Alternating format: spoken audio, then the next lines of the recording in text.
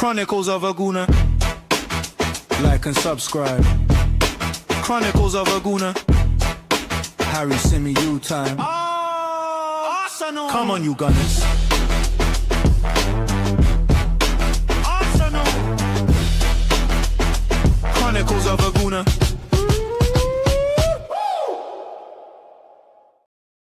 Hey everybody, how's it going? And welcome back to another episode of the Chronicles of a Gooner podcast with me, Harry Symeou. Arsenal take on Burnley at Turf Moor this weekend, and it feels like another must-win game. It really does feel like if Arsenal can put another 6 points on the Premier League board between now and the international break, that could be massive in the context of our season, particularly with Manchester City and Liverpool meeting before that international break. I'm delighted to say that on today's show, I'm joined by a very, very special guest, one of my favorite Arsenal content creators out there. Adam Keys from the Arsenal Therapy podcast is with me. Adam, welcome back to the pod, mate. How are you? I'm good. Thanks for having me on again. It's always a pleasure to chat to you, especially when we're winning. So yeah, how are you today, Harry? Yeah, I'm good, mate. I am good. I'm getting a bit of stick in the comments, in the live comments for being late, but I'm always late. I'm Greek. I was born late. That's just the way I operate. If you haven't got used to that by now, I don't know what to say to you. That's just the way we are. That's just it. To use an Ange Postecoglou phrase, it's who we are, mate. There we go. But all good, all good. Looking forward to another big game this weekend. It feels like this is really, really, really important. Just because I feel like we're almost a kind of heavyweight boxer with our opponents, Liverpool and Manchester City, the two teams that I believe can go the distance. I'm not including Bournemouth. I'm not being disrespectful to them. I'm not including Sunderland in that conversation for the title. I think they're difficult teams and they could easily, take points off us and we've got to be wary. But I feel like we're a heavyweight boxer with our two opponents essentially on the ropes. And I feel like we need to keep swinging, basically. And I think that, if we can go to Burnley and win and follow that up with another victory at Sunderland, that could be so big in terms of providing us with the cushion that maybe we need, to go all the way and win this Premier League title. And I feel crazy talking about it at this stage in the season. We're 9 games in, but there is a lot of excitement. There is a lot of buzz. And Adam, in your opinion, is that excitement and buzz justified at the minute? Yeah, absolutely. I also think there's an excitement, but there's a stress. So I was doing the fan club on Sky Sports yesterday, and I said they asked if this is the most excited I've seen Arsenal fans. And I remember the Invincibles, but I also remember 22, 23 very clearly. And that was just pure excitement for the whole season. This feels like stress as well. It feels like there's the fear if we drop points. Even within the ground, you can feel the tension when we're not 1-0 up after half an hour, that kind of thing. But I think the excitement is definitely there as well. And I think it's completely justified because when are we going to concede? That's the big question. We're so strong defensively. We're scoring goals at the other end. Yes, some of them are coming from set pieces. But you look at the quality of the team and you look at the players that we're missing as well. I did a show this morning on Hincapie. We've only just seen him for the first time. He's been at the club 2 months. There is so much we have to learn about this team, and we're really kind of bulldozer in the league right now. So for me, it's absolutely justified. And I also think embracing that pressure is a big thing as well. The squad are doing it. Declan Rice, Saliba, Gabriel, they're all talking of winning the title. They're not shying away from the expectations that we've got right now. And I think as fans, let's get behind that. Let's puff our chest out and be cocky and actually give it large in the way Liverpool have done to us for the last few years. You mentioned Hincapie there. I wasn't going to talk about him, but I am interested to get your thoughts on him because obviously the other night was the first time he started. And it was the first time that as Arsenal fans, we got a good look at him. Now, I'll be the first to say that in the past, I haven't watched much of Piero Hincapie. I have seen the odd game. Obviously, he was a part of that very successful Bayer Leverkusen side under Xabi Alonso, which means that I came across him on multiple occasions. But until you know that you're signing a player, you don't always pay that level of attention, do you? And when he came in, I was kind of torn between whether he was coming in as a left centre-back, which is obviously the position he played the other night, or if he was coming in as another left-back option. Based on the performance that you saw from Hincapie the other night, What do you think he is? Is he both, or is he one or the other? Like, how do you kind of categorize him at the moment? Well, Arteta had a quote after the game, and he said that he brings great quality on the ball and he can play in the central positions or he can play wide. And that's one of his big qualities. And I think that's why he's been signed. It's a bit like Calafiori. He can play left back or he can play left centre back. And I think both of them have very similar qualities on the ball. So that for me is part of why I think we bought him. He's also very, very quick. We saw one recovery challenge on the halfway line the other day. And what was really interesting about that, I don't know if you clocked it, but the Brighton player is running kind of on the outside and very quickly snaps it inside. And Hincapie is balanced enough and aware that he's able to turn and just cut the ball out very, very easily. We've seen Lisandro Martinez end up on his arse for things like that in the past. We've seen Mustafi fall over time and time again. And I think that balance, he's almost got the balance of a fullback running in those situations, but on the ball, he's got the bravery and dominance of a centre back at times. So for me, it's another Jurriën Timber-like player, another Calafiori, those really versatile, kind of malleable footballers that can adapt to the position. But yeah, for me, I'm a bit like you. I hadn't seen him before we were linked. I'll be completely honest. I had never watched Leverkusen play other than when we played them in pre-season. And then as we were linked to him, I started watching loads of footage, which ironically was the first time I had ever seen Florian Wirtz play for Leverkusen. I had only seen him in a Germany shirt. But with Hincapie, there is so much to love and so much to be impressed with. And it's that emotion and warrior spirit, as Arteta described it, that I think is going to offer a lot to our squad. Yeah, and I think he fits in so many ways, like not just positionally, as you've discussed, and obviously not just based on the qualities he has, but I think mentality, attitude-wise, he's a really good fit. He's almost like a Gabriel Magalhaes light in terms of how intense he can be, in terms of how sort of fiery he can be. And I think what's going to be interesting is how he develops over the coming years. I know that we only signed him on loan, but it's like the David Raya deal, isn't it? Where everybody knows that unless something major goes wrong, he's going to be an Arsenal player moving forwards. And I think he is someone that I look at and I think is probably still a little bit rough around the edges in some ways. But you look at how many times he's played for his country. You look at, how imperative he was to that Bayer Leverkusen side that, as I mentioned, were incredibly successful. Like, this is a guy with plenty of experience and plenty of know-how.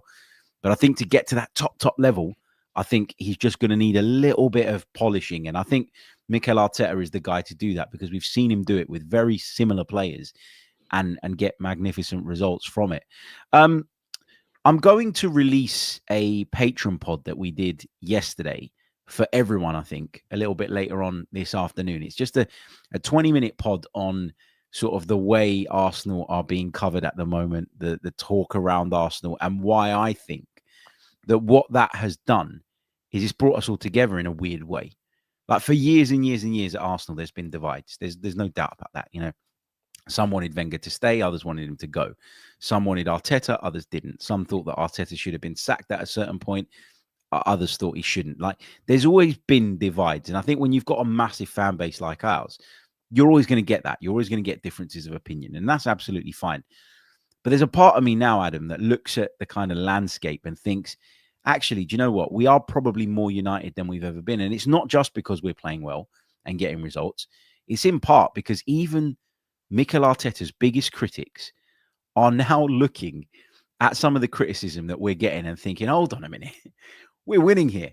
We're top of the pile. We're doing brilliantly. I can't criticize my team because they're doing fantastically well. What the hell gives you the right in the mainstream media to keep wanting to have a pop at Arsenal? Like, do you feel that as well? Do you feel like there's a togetherness now that has almost come about by accident because of how unfair some of the commentary around Arsenal is at the moment? Yeah, I do. And I also think that some of the pundits have turned against the mainstream. If you look at some people like Alan Shearer, he's become a really, really good analyst. And the way he talks about Arsenal, the way he breaks down our games, I love listening to him commentate on our matches. And even down to the way he talks about set pieces, he absolutely loves that side of the game. And I do think that players like him, or pundits like him, recognize the need to win games. Even Roy Keane's kind of changed his tune recently, because Roy Keane's whole mantra is you have to find a way to win a game. Roy Keane's never been about pretty football. It's been about winning and getting trophies. And even to an extent, I think Carragher's gone very, very quiet. And you're seeing the likes of Richard Keys and people like that making themselves relevant again through this real clickbaity nonsense. But Martin Keown on TalkSport last week, he said something like, the whole language around Arsenal, it's theirs to lose. He was like, winners don't think about losing. They're thinking about winning the title, but it's being framed as losing the title. Yeah. And I thought that was a really interesting comment from Martin. And he's someone that kind of defends Arsenal on his own, carries that weight on his back, and absolutely loves standing up for the club. But I do think people like that are really standing up against the mainstream, it is helping unite the fan base, and it's only going to be a good thing because we should be behind this team. As I said, it's about being excited about this team because we've had some terrible times as Arsenal fans. And I go back to Wenger's latter years and the Emery times. We were talked with apathy. No one cared about us. Gary Neville was quite nice about us and everything. Whereas now they hate us. It's kind of embraced that hate. They're hating us because we're so good. Yeah, absolutely. I've sort of taken a step back from it, I think, over the last couple of weeks, just to kind of try and gauge where our own fans are at, because it's very easy to be distracted by the noise and then allow sort of some of those comments to infiltrate your thinking. I do have a slight concern, though, Adam, about how fewer goals we're scoring from open play. But I think that's a valid concern to have. Like, I think you can be slightly concerned about that and feel that we do need to improve in that department without downplaying how good we are from set pieces and how important that is. Is that a concern that you share? I know we scored a couple of goals from open play in midweek. You know, we disappointed everyone by failing to score from a set piece, which, you know, would have written the headlines for people. But is it just me that sort of does look at that and thinks we've got to find other ways as well? Because right now we are quite heavily reliant on set pieces. I understand why that is, because I understand the way teams are setting up against us and all the rest of it. But it's something that we've got to do better, isn't it? Because in time, this might catch up with us. And, you know, there's a part of me that goes, well, we've got so many key attacking players missing that's the explanation for it. But even with what we have, is it fair to say that we need to find other ways of scoring goals as well? Yeah, absolutely. I think variation is the key for any team to be successful. And the fact that we have got this ability to really break games open with set pieces is massive. And I would also say, if you look at Arsenal's record under Arteta over a 5-6 year period, we have consistently scored from set pieces.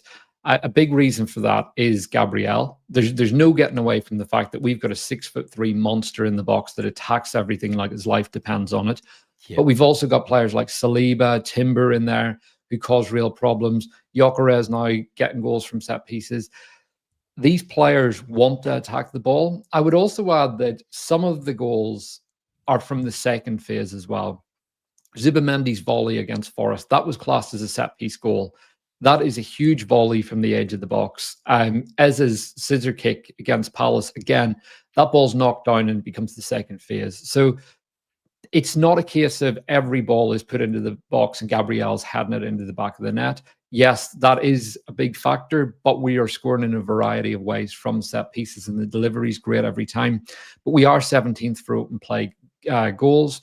I think we're 8th for open play expected goals from based on what we've created this season. So there is optimism there. I would also add that part of the reason that we're maybe not as fluid in attack is we've got a lot of attackers out. So you look at Havertz, Gyökeres is having to play a lot of minutes. He covers a lot of ground. And I think he looks burnt out at the minute. I think this week will have done him good to actually have a breather. So when Havertz is back, it's a different kind of player in there, very facilitative. And we know that he links very well with Saka and also scores goals. Odegaard has barely played this season. We saw him against Olympiacos, what he can do. And again, having someone like him back in the team, it allows Eze to go out into a more left-sided role. Madueke started like a house on fire. And again, he's been out for, the best part of 6 weeks now. So I think there's no getting away from the fact that these injuries have impacted us in the final third. that's also meant some players playing a lot of minutes, whereas in other positions we have been able to rotate. So I believe that just more variation in terms of players will help us. But the other thing I would look at is how teams set up against us. Brighton actually came out to play a bit midweek, and we were able to tear them apart at times. Let's be honest, we should have scored more than just the 2 goals we did. Brighton maybe could have scored a couple themselves, but look at the Palace game. I think they're top of the league for XG at the minute, and they sat in a mid to low block the whole time. They barely came at us, and even in the last 10 minutes when they were 1-0 down, you didn't feel they were going to score. And I think that's part of the issue. Sink, did they? They never threw the kitchen sink at us. Yeah, and I feel that teams are happier losing 1-0 against us than risking coming and trying to score and being beaten 3 or 4-0. And that's something that I think is probably a good thing, because how often did you see City go 1-0 up and teams would just think, nah, we're not winning anything, and they would comfortably see a game out 1, maybe 2-0. I think we can do that because part of it's the psychological factor. You beat teams in the tunnel, and when we go 1-0 up, it's not even just that they think that we're going to score more. It's they think we're never going to score here. And again, that's a huge factor. And I think that's something we might see from Burnley. They are a pragmatic team, but if we score, how will Burnley come at us? How will they deal with it? So yeah, it's, to be honest, it's a really exciting time, but we do need to improve with the open play chance creation.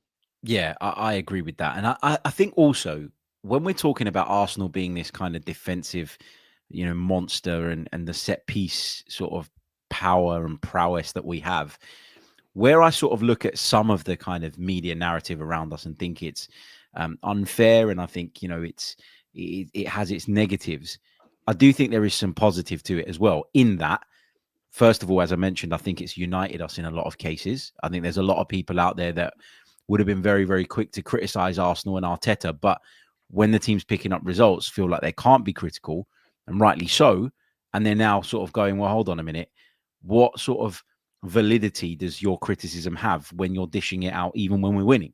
Like, surely it's not coming from a genuine and a legitimate place. But also as well, I think this talk about Arsenal being impossible to break down, Arsenal being, inevitable nowadays, which is, kind of like they can't break you down in open play, but they'll beat you with a set piece. You defend your set pieces well, they will break you down in open play. Saka would do something, Eze would do something, whatever. That kind of aura that has been created around Arsenal is not even mainly down to us. It's mainly down to the way that everybody else is speaking about us. And I do think there are games that are won in the tunnel. I really do. I think there are games that you go into as a top team where people look across at you in the tunnel and think, we ain't beating this lot. And they've lost, or they're at least happy to kind of accept mediocrity before the game's even started, because they don't actually believe that they can beat you. They don't actually believe they can overpower you and find a way through. And I used to think that about the Invincibles. I used to think that about some of the great Manchester United teams down the years. And I feel like we're on our way back to that. And in part, that's been created by what we're doing, but it's also been fueled by people saying that Arsenal don't concede goals, Arsenal this, Arsenal that. And so, yeah, you can choose to spin the kind of narrative, I think, in any way that you like. And I think it's important that we use these things to help us if we can, because we know that's not what they're designed to do. But if we can flip them and turn them into something more useful, then that will be better, obviously. We'll come on to the Burnley game specifically in just a minute, but I do want to get your early season thoughts, Adam, on Viktor Gyökeres. I feel like I'm having to do a lot of defending of Viktor Gyökeres wherever I sort of speak. I feel like there's a lot of people that are waiting to kind of call him a flop. They're waiting to point the finger at him. I think they're overlooking a lot of the good things that he does. I think they're overlooking the fact that there's no Kai Havertz to support him and back him up and to relieve him at times. There's no Jesus either. So I feel like I'm in defense mode when it comes to Viktor Gyökeres. But what would your honest assessment be of his start to life at Arsenal? Because I've clearly seen some strengths. I have seen some weaknesses as well.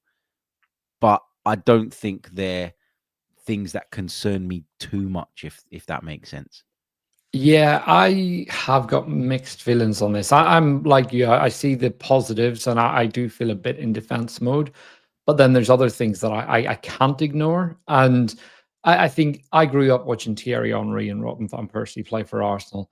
They were two strikers that you never ever said we needed to create more chances for, because whenever the game was dead and it was flat, they would turn up and they would do something. How many times did you see them put it in the top bin from outside the box? The free kicks they both scored, just the moments of pure magic that they delivered. And then Alexis Sanchez, similarly, was a player that could win a game out of nowhere. With Gyökeres, I do think we need to find him earlier. I think there's runs that he makes, but I also think some of the runs are a bit basic. And yes, he's made the run, but actually, when you look at the bigger picture and you look at the full pitch view, he's not running into an area where he is really going to hurt the opposition. And playing that ball into him is probably going to be cut out or put him into a position where he's having to do a lot with that ball. But then there are moments. You look at the Fulham game, for example. Saka plays him in twice. One of them, he hits it first time, and it's a nice height for Leno to save. On that occurrence, I thought, take a touch. You've got time. Get your balance right, and then smash it hard and low in the way someone like Ollie Watkins would. Another chance in that game came again. Saka played him in, takes a nice touch around his man. He gets a shot away. I was more impressed with that because I thought that's not the easiest thing to generate. But I do think he should have scored more with some of the chances he has had. There are moments in games as well where I think his touch is questionable. His link-up play is clunky. We know that. He's not a smooth operator. But then there's the off-the-ball side, and he does stretch the team for us. He does make those runs that allow others to play. And it's those pockets that he creates that by taking a defender away or occupying two centre-backs at once repeatedly, that's where I want to see Eze step up and really grab the game in those moments and maybe have a shot. I'd like to see Ethan Nwaneri get more game time as well. Saka as well coming into those areas where he can hurt teams. But yeah, I think there's a lot of positives that he's doing. I do want to see more goals because whilst I think there are real benefits to what he's doing, I also think in comparison to what Havertz gives you in terms of the link up, the duels, the way he takes defenders out of positions, Havertz does move defenders around in a different way. I think they're being judged differently. A lot of Arsenal fans that are defensive of Gyökeres are very critical of Havertz. And I think with Gyökeres, he is a player that should be scoring more goals. But equally, we're not creating loads and loads of chances. So there's two sides to this. I want to see him generate a bit more on his own and take those chances when he does get them. But similarly, I want to see us as a team start to put one on a plate for him. Yeah, and I agree with most of that. I feel like he loves the running behind, but there's been so many occasions where the ball goes in behind, and I don't feel like he's got the pace to get away from whatever centre half it is that he's up against. And that, for me, makes me question why you want to make those runs all the time. Now, obviously, a part of the reason that we signed him was to bring in someone that would bring a different type of run and would attack different spaces. And so I get it. But I feel like where in Portugal, he was probably sort of accelerating away from people with ease. It's not happening now. It's not happening in the Premier League. And so he is still, for me, having to figure out what his best way is in this league and in this team. And I agree with you that him taking people away is really, really important. And I've credited him with that so many times this season because I do think he's opened spaces, created corridors for people. I think sometimes just being in the 6-yard box and making the centre halves have something else to think about means that they can't go and double up with the fullbacks when Saka's coming down the flank or if Trossard's coming down the other side. So I do think there's a lot of benefit to what Viktor Gyökeres is giving us. But I think we need to accept and understand that maybe in quite a few aspects of the game, Viktor Gyökeres is an elite. Like he's a good player, but he's not elite. And I think people have to accept that and understand that, and that's fine. You can look at him and you can say, well, Alexander Isak, who people say is elite, right, went for over 120 million. We paid 60 odd million for this guy. Were we ever going to get an elite striker for that amount of money? Do we need an elite striker, or did we need someone that was just going to improve the ecosystem around some of our better players like Saka, like some of the others that we have in the attack? And I also, Jid in the chat gets onto me quite a bit about sort of my my commentary around certain players. He says, Gyökeres is a striker. Elite strikers are not rotated. I don't get this insistence by Harry to keep saying that he doesn't have Havertz to give him a rest. What elite striker has been subject to rotation? But I'm not saying that Viktor Gyökeres shouldn't start every game. That's not my point here. My point here is that when he is put in one hell of a shift for 70 minutes, being able to take him off and bring on Kai Havertz, who gives you something completely different, fresh pair of legs, whatever, and can play some of the other games so that we're not having players playing 3 games in a week, that will by default allow Viktor Gyökeres to be sharper and fitter, in my opinion, in the games that he does play, and therefore more effective. My point here is not chuck him on the bench and don't look at him ever again. My point is that when he gets to that point where he's completely blown out, to be able to bring someone else on, it's important. And right now we can't do that. So he ends up playing, and a lot of the time for the last 20, 25 minutes of a game, he can look like a passenger. Is that not fair, Adam? Yeah, and I would also make the point of Saka, just to that very specific point. Everyone wants Saka to be rotated, but Saka's our best player, and everyone talks about him being overplayed. So actually, we've gone out and bought Madueke, and the same thing applies to Gyökeres. And one thing I would say as well is, to your point about him not being fully elite, everyone's talking about us adjusting our style to play to Gyökeres. I think us playing faster will benefit everyone in the team. Yeah. It'll help Martinelli. It'll help Trossard, who's a very good final ball player. It'll help Saka because it stops teams doubling up on him. All those things really matter. But I don't think Viktor Gyökeres is good enough to adjust your whole team to. For me, the player that Arsenal need to platform to get the absolute most out of is Bukayo Saka. If we get Saka closer to goal and more impactful in the final third, he is going to be hitting 45 goals in a season.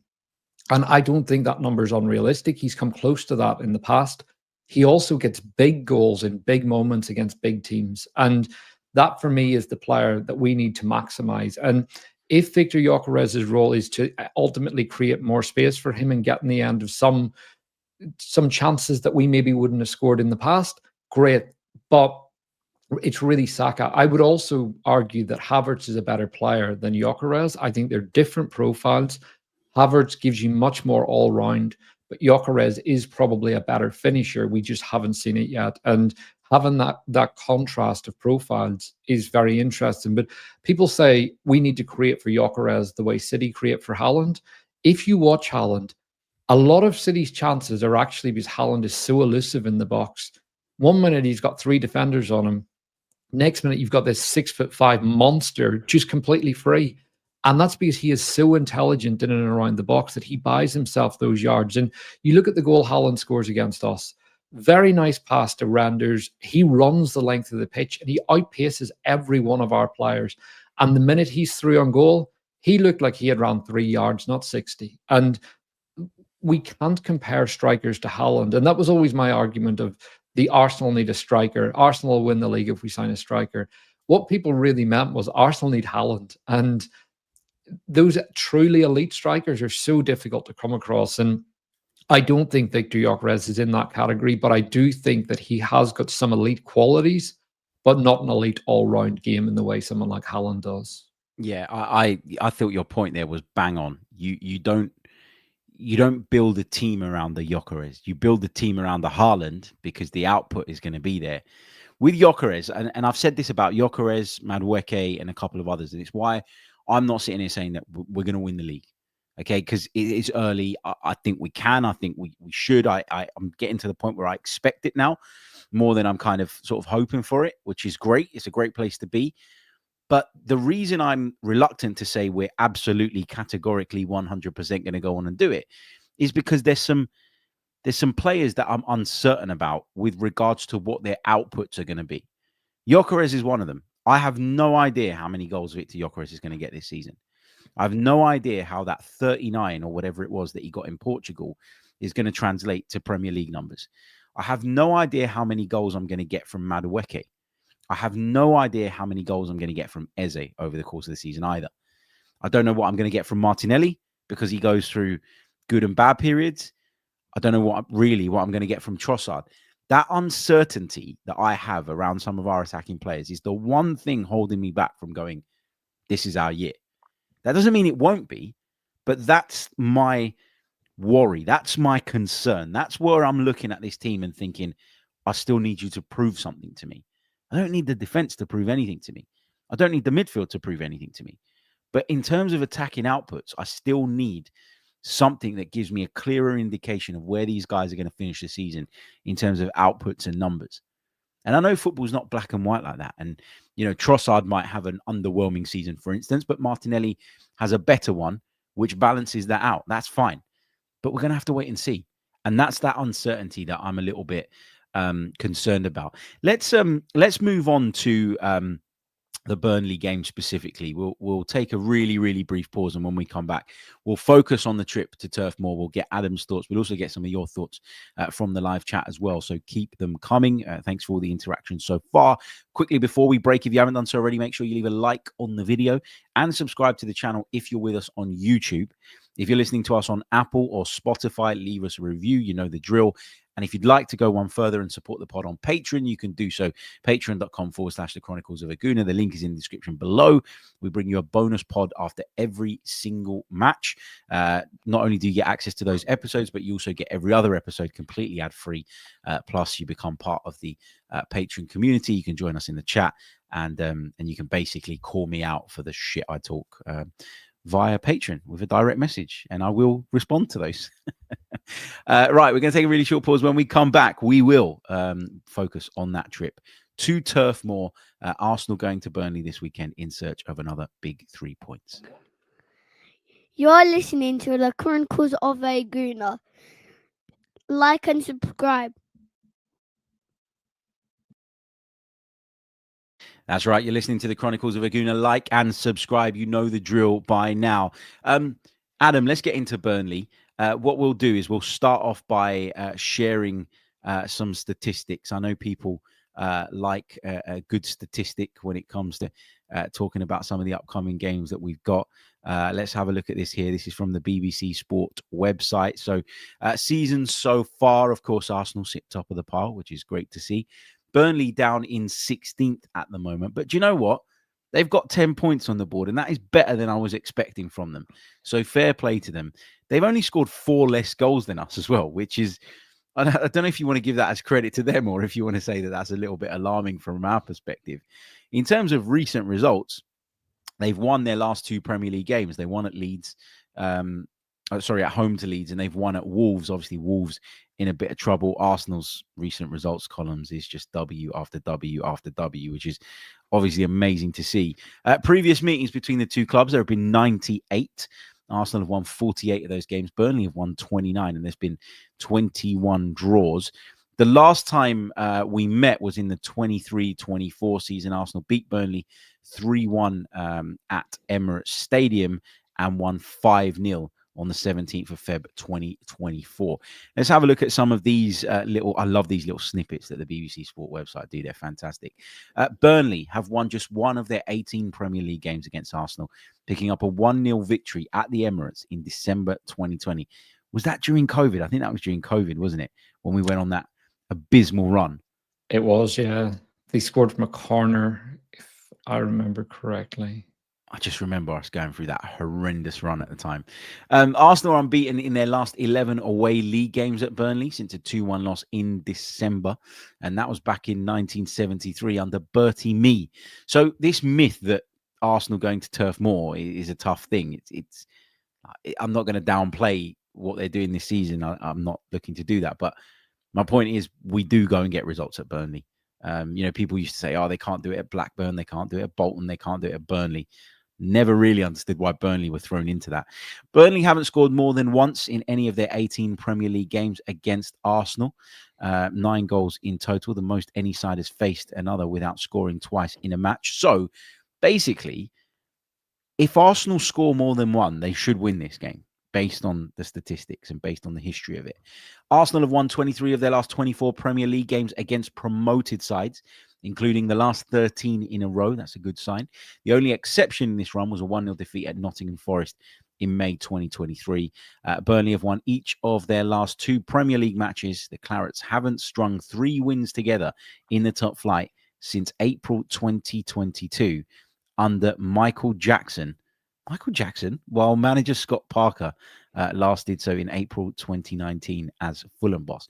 When did MJ manage Burnley? I don't remember that. I don't remember that. Anyway, Adam, how are you feeling about this game? Because it would be easy, wouldn't it, to be going into this one feeling really, really confident. And there's a danger of being a little bit complacent, I think. Yeah, absolutely. I think there's always a danger of complacency as a fan, but I think this team are just so focused and they understand the competition within the league.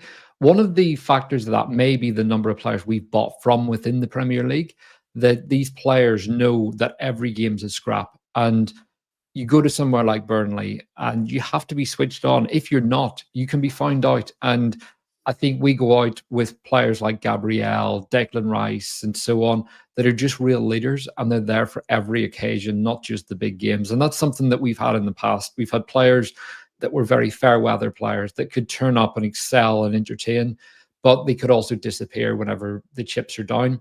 I just don't see it from this team. And to be perfectly honest, I expect us to go out and really put our foot down in this game and try and score a number of goals. So ultimately, we should be winning this game. Burnley have started well, but they are 17th. And you're talking about a team that have beaten a few sides that are in and around their position. They've beaten Wolves, and everyone's beaten Wolves. They're finally going to go down this season, long overdue. But the Burnley side they're doing well. They're pragmatic. I got a text from my mate who's a season ticket holder there just to find out what he thought. And he said they flitter between a back four and a five. They're very pragmatic. And the emphasis is getting it out to the wide players and letting them do their thing. But the key thing he said is one of their big tactics is they score and they just try and hold on for dear life. So that might work against some teams, but Arsenal are ruthless and relentless. And if we do go behind, which I don't see us doing, we're just going to really put that foot down and squeeze and press and just keep going. Yeah. But he also said a lot of their focus is on midfield. Florentino Luis has some of the best defensive numbers in the league. And then Hartman at left back has the joint assist numbers this season. So it is very much destroy in midfield, get it wide and try and hurt teams, which I think we can deal with. Yeah, that's the great thing about this Arsenal team. You feel confident, don't you, that they can deal with all sorts of threats. And whereas in the past, it was like if anyone sort of adopted a slightly more direct, old school approach, we were in trouble.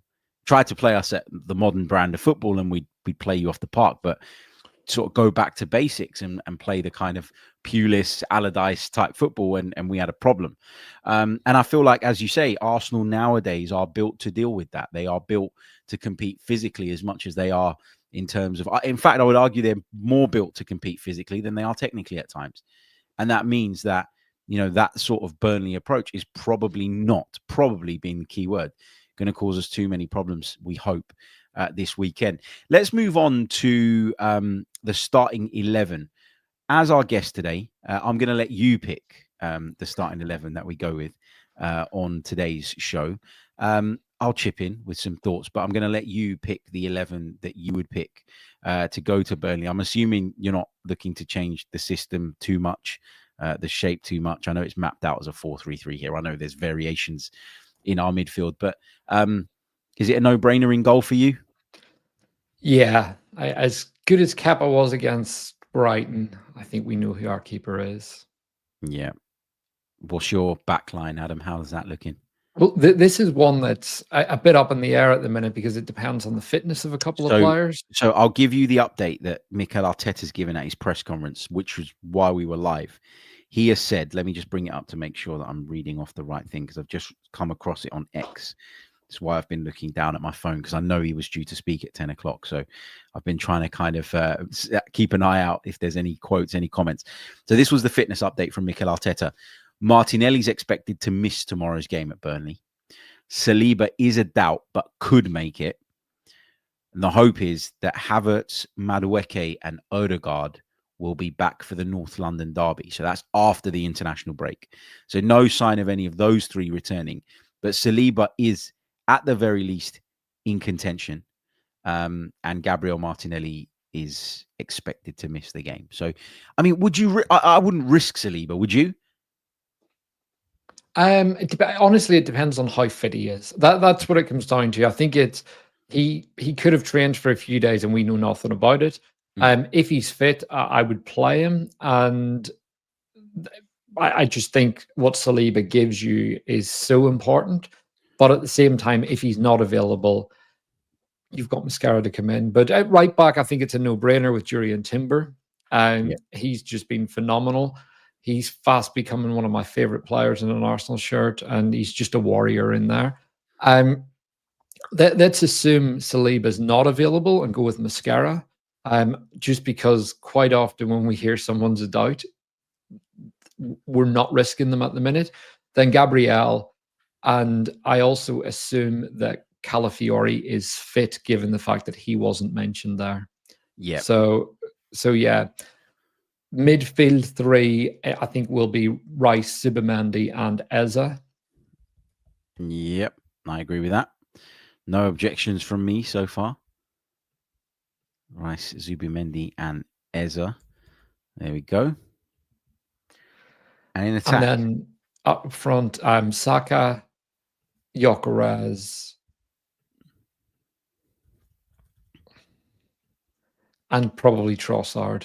Yeah, I think Trossard not playing the other night, even in Martinelli's absence, was basically Mikel Arteta's way of telling us that he's playing against Burnley. And I'm fine with that. I'm fine with that. I actually think against low blocks, I quite like Trossard. And I also think he's been playing really well lately. I know he hasn't got as many goals as some people would like, but I really do think he's playing well again at the moment. Yeah, I would go a step further and say he's actually been one of our best players over the last month or so. I think he's been really important. He's so intelligent in his movements, some of his passing, but he is a strange player. There is that thing with Trossard. You mentioned about not fully knowing some of our attackers. We've had Trossard now coming up 3 years, and you still don't fully know what Trossard you're going to get. There's kind of like moody Trossard and there's angry Trossard, and moody Trossard's just a bit of a spoiled child. Angry Trossard's so determined and aggressive in his play, and I think if you can tap into that, he's really, really dangerous. But ultimately, I think he's going to be on the team sheet. I would like to see Nwaneri get some minutes tomorrow. I thought he did well, particularly in the second half. I saw some criticism of him in the first half against Brighton. However, before we started recording, I told you I didn't watch the game live. So I got up the next morning, watched it, and I couldn't really understand what the criticism was for. There were a couple of sloppy passes, but actually, when I watched it without emotion, I thought he was fairly good, and he was trying things. And I think some of the issues were more down to rust than they were complacency or a poor attitude or anything like that. So for me, let's get him on the field, and then who knows, we could see Hincapie involved. But it is a bit worrying whenever I'm picking that team. There isn't a lot that we can do in attack. You're looking at that front three, and there's Diamond that can come in. But beyond that, we don't really have anyone else. So that's due to the injury problems that we got, though, isn't it? Yeah. It's not like nobody can sit there hand on heart and say the squad isn't good enough or the squad isn't. Yeah. It absolutely is. It's just that at the minute we're dealing with multiple issues and multiple problems, and that is causing us to have our options really, really limited. You mentioned Dalman there. I mean, every time I watch this kid, I'm like, just get him in the setup, man. Like, I know he's been on the bench a few times and whatever, but for me, like, there's no reason right now with the current mini injury crisis that we've got in attack that he should not be the next guy, like in terms of those wide positions, because I'm sorry, but he's ready. I don't care if he's 15 years old. Like, he's talent level, he's there. He's absolutely 100% there. Some of the touches, some of the turns, some of the things that he showed against Brighton the other night were just unbelievable. Oh yeah, absolutely. It's just like, it's insane. I go back to pre-season, and I was at that Villarreal game, and he came on and he was right in front of me, and I've never seen anything like it when he came on the pitch. Just how mature and how cocky he looked on the ball. And then I was at Port Vale, and again, he came on at our end, and it was just insane. He played that loop pass over the top for Gyökeres, first time round the corner, just inch perfect. And you look at that and you think, you're 15, man. Like, how are you this good? And it's, I think, like what you've just said is, I'm kind of the same opinion. It's like, get him on the pitch, because he doesn't look like a young player. That's the key for me. You know, when Nwaneri broke into the team or Saka broke in, they felt like young players, and there was almost a bit of timidness to do things. Saka was always very refined in his decision making, but he still felt like a kid at times. When I see Diamond, there's just this sheer bravado about him. He's got that kind of Yamal factor where he's confident that he can skip past a player. He believes in his own strength, and his technical quality is just out of this world. So I could see this being a game where he's actually quite good. I think sometimes when going back to what you shared about Burnley on the screen, we think of Burnley and we think Sean Dyche, and Burnley didn't have any money to spend for years. Dyche lived off scraps. It was free transfers, bringing in older players at the end of their career. And he just built a really, really structured, pragmatic system that was about being defensive and hoofing the ball long. With this current version of Burnley, there's a lot of ball players in the team. And that kind of started when they went down in, what was it, 2021 or something like that. And they were rebuilt under Company, came back up and started really playing football. And I think bringing someone like Diamond on at Turf Moor now is very, very different to bringing him on 3 or 4 years ago, whenever they were a much more physical team. So for me, if there's a moment to bring him on, I would absolutely do it, because it's a strange one, advocating to play a 15-year-old, but I just think this kid is so good and just looks so ready that let's throw him in. Yeah, I completely agree. Particularly now, like if you have more senior players available in those attacking positions, I'd probably sit there and say, have him in and around the squad. It's still very early for him. But when you've got no Madueke, no Martinelli, no Jesus, no Havertz, no Odegaard, I don't think there's actually any real reason to leave him out anymore of contention. I think he's supremely talented. I think you've got to find that balance as a football club between sort of protecting him because he's young, protecting his body as well, because we've seen a lot of players that were pushed too hard, too young, and their careers sort of fizzle out at a much earlier age than probably what they should have done. Wayne Rooney, Raheem Sterling, just a couple of examples off the top of my head of players that were playing way too much when they were too young. So you got to manage him in a very careful way. But just imagine you're Max Dowman, like you ran out and played in front of 60,000 people the other night at the Emirates Stadium. As much as it is your age category now, you don't really want to run out at Meadow Park, with all due respect, in front of 100 people to play for the under-21s. Like, yeah, I don't mean that disrespectfully to anyone in the under-21s, but you get my point. Like, it would feel like you're taking a step backwards. And I think that's something that just, you mentioned Nwaneri there, that I think he's had to deal with this season as well. And Miles Lewis-Skelly. You know, you've gone from being a main man because of circumstance to now not being a main man. And that adjustment of mindset must be quite difficult, particularly at that age when you're young and you haven't matured yet. That's the reality of the situation. But we agree on the team. I think your team is absolutely the one that I would pick. And even if Saliba is just about fit enough to play, I'm still picking that team, me personally, because I think we need to protect him. Let's get a prediction from you, Adam, before we sign out. How do you see this one going? I feel like we need a big win somewhere, like another Leeds, like a 5-0 or something. I'm pretty sure City beat Burnley 5-0. So I'm going to go big and say 4-0 in this game. So I just feel that something's brewing, and I'm hoping that Gyökeres is able to get a couple of goals and really kickstart his Premier League campaign. What are you thinking? I'm going to go for the famous old 1-0 to the Arsenal. And I'm going to go with a Ricardo Calafiori goal, 1-0. That's what I'm going with. I don't care how it comes as long as we get the 3 points.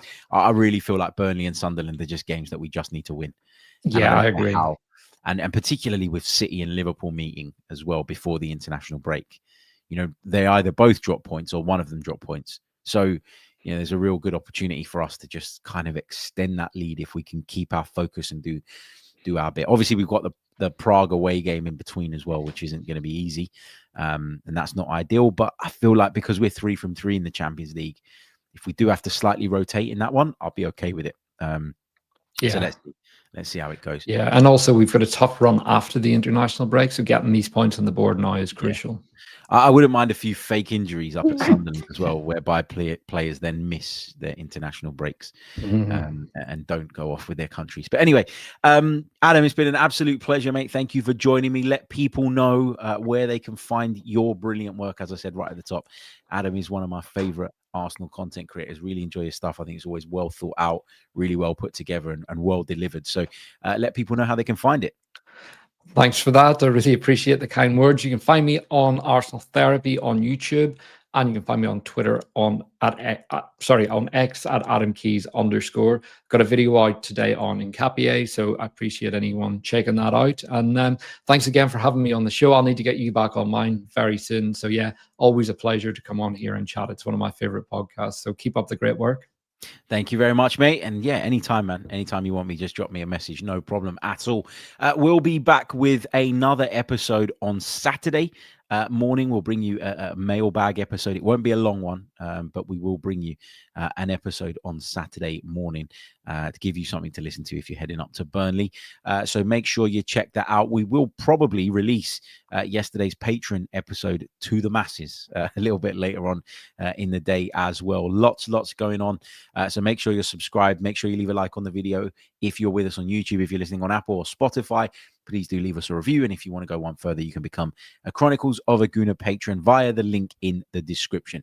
Until the next one, take care of yourselves. Have a wonderful Halloween. I forgot it was Halloween. Didn't even get any spooky references in.